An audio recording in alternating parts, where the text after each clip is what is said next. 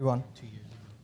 So it's been informative with all the sessions we've had since morning. As I hear this word BPM more often,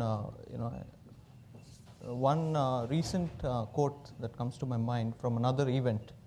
I wouldn't use the same exact quote, but I would abstract it to this context.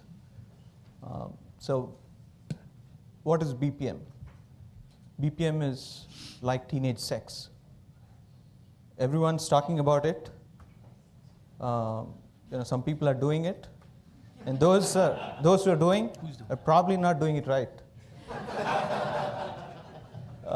So it's this quote came across in a different context, but it applies every time, right? Because no two people in the room agree to what BPM is.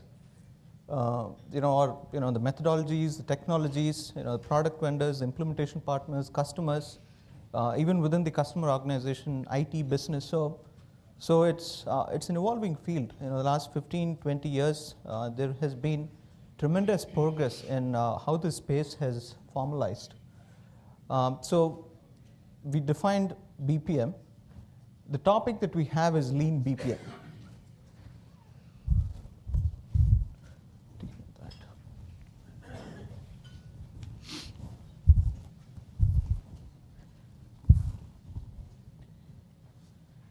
So, just a quick background.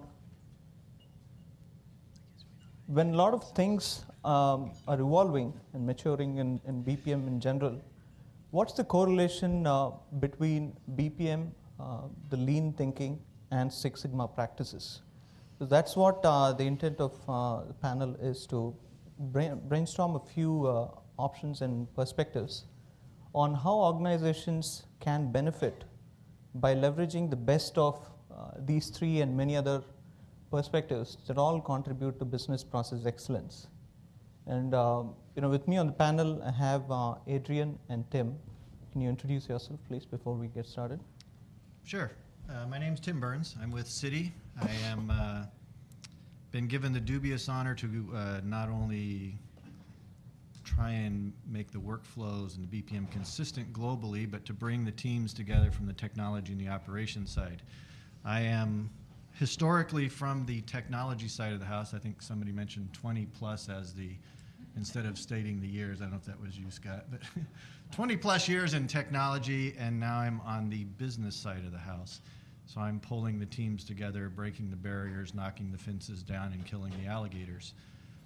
But I have a feeling, since we started out talking about sex, maybe instead of lean BPM, it should be practicing safe BPM. Sure. I'm normally not in a tie, and when you put a microphone in front of me, I'm usually singing, but I'm not going to do that today. Adrian. Well, that's a tough intro to be right there.